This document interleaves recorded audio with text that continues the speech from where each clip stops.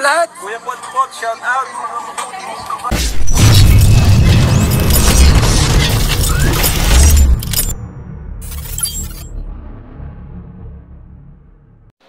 Hello mga kalingap, this is Kuya Potot Vlog at meron tayong isang maiksing reaction video guys, no? Ito yung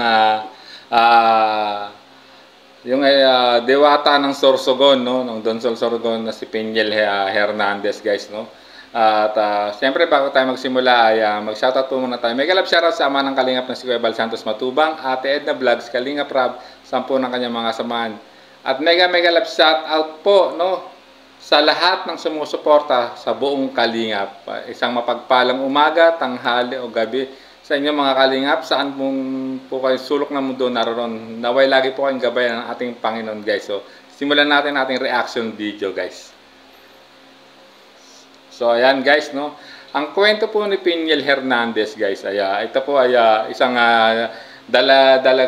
dalagita no sa taga Donsol Sorsogon na ito binansang diwata ng Donsol no ni Kalingap kasi ito na-upload ang unang video po nito guys nung August 17 kung saan nalaman din natin guys na ito ay ni-repair po sa kanya ni Tatay Papsi TV guys no at ayun kaya agad niya pinuntuhan at para malaman yung kanilang sitwasyon ng kanila ni Pinyel guys no at yun napuntahan nga po ni Kalingap po at yun doon niya nalaman na itong dalagang to na si Pinyel no ang diwata ng Sorsogon no guys ay siya lang ang mag-isa ang nag-aalaga sa kanyang amang may sakit na 80 years old guys no na may sakit sa baga guys no.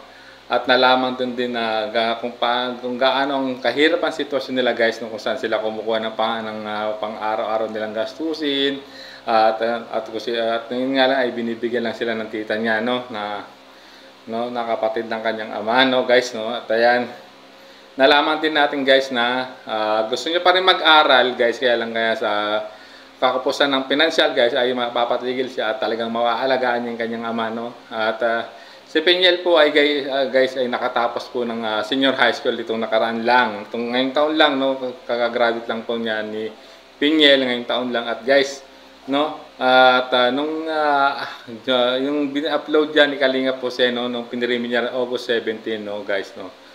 Nung pagkaka-interview niya ni Kalingap po diyan, kinabukasan the following day ay birthday po ni Pinyel no at doon talaga nagulat si Kalingap po doon guys no.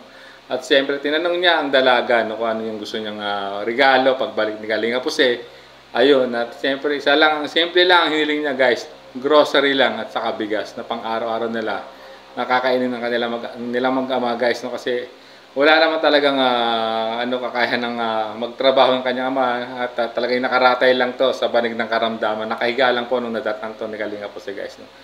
Ang vlog po ni Pinyel no nung binalag po ito ni Kalingap po ay umabot po ng part 5 guys. So at yun talagang no hanggang sa na-repair na po ni Kalingap po ito kay Kuya Bal Santos Matubang dahil alam niya mas matutulungan niya itong dalagang ito si Pinyel Hernandez na matupad yung pangarap niya guys no kasi nga tulad ng sinabi ko sa inyo guys no gusto niya makatapos ng pag-aaral ni Pinyel guys, grabe. So wala po talagang nakakahanga po talaga no guys no kaya lang sa kadahilan lang din siya kasi nga sa kakulangan ng pinansyal ay mukhang matitigil siya no. At ayun lahat ngayon ay na-repair na nga po kay Kuya Bal Santos Matubang ayun no? At ito yun na kanyang nakausap guys no. Alam ko naman kung napanood niyo po yung premiere no? Unang premiere ng unang part po ni Pinyel guys no. At talagang kinausap niya at nalaman din no ni Kuya Bal nung pangangailangan nila no. Nakita niya yung sitwasyon ni Tatay Danilo guys no at itong dalagang si Pinyel guys no. Nalaman niya na may plano magtrabaho tong no.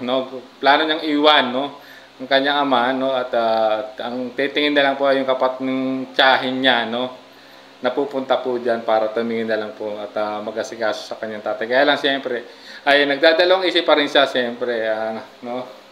At napayuhan naman din ni Kuya Bal Santos Matubang na itong dalagang ito no si Pinyel na paano nga naman kung iiwan niya yung tatay niya guys no.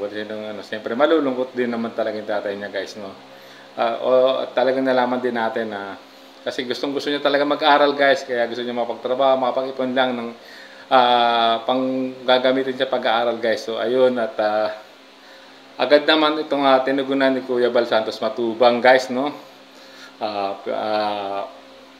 Pinadinalhan ng ayuda, bigas, bigas, no, at cash, no, na binigay ni Kuya Bal. At sinabi niya nga babalikan siya, no, ang babalik na lang po ay si Kalinga Prab para ituloy i-vlog siya at kausapin this interview. At sa tingin ko guys, no, ay ito ay magiging ano din to, scholar, o magiging talagang ganap na Kalinga beneficiary if ever na mapuntahan na po ni Kalinga Prab to, no, si Pinyel guys, na alam naman natin deserving din matulungan kasi guys, kita niyo naman sitwasyon niya kung napanood yung mga premiere ni Kuya Bal para sa kanya, at yung mga upload po ni Pinyel na in-upload naman po ni Kalinga Jose guys, no, at makikita niyo po talaga ang sitwasyon ng mag-ama guys. So ayan, no, nalaman niyo na yung konting update po kay Pinyel Hernandez, ang tinaguriang diwata ng Sorsogon guys. So hanggang dito na lang ating maikling reaction video. Maraming salamat po, at siyempre kung nagustuhan niyo naman ang aking reaction video, please mag-iwan lang po ng isang like at isang comment guys, at malaking tulong na po ito sa aking munting channel guys. So ayan, at siyempre palambing naman po din po ulit, no, sa mga YouTube channel ni Kuya Bal Santos Matubang, Ate Edna Vlogs, Kalinga Prab, at 10 ng kanyang mga kasamahan. At siyempre ganoon din po kay Kalinga po siya guys, no, na unang naka-scout bago po na-repair sa ama ng Kalingap guys. So hanggang dito na lang ating reaction video. Maraming salamat po. Hanggang sa muli nating reaction video. This is Kuya Potot Vlog saying bye bye. Alright.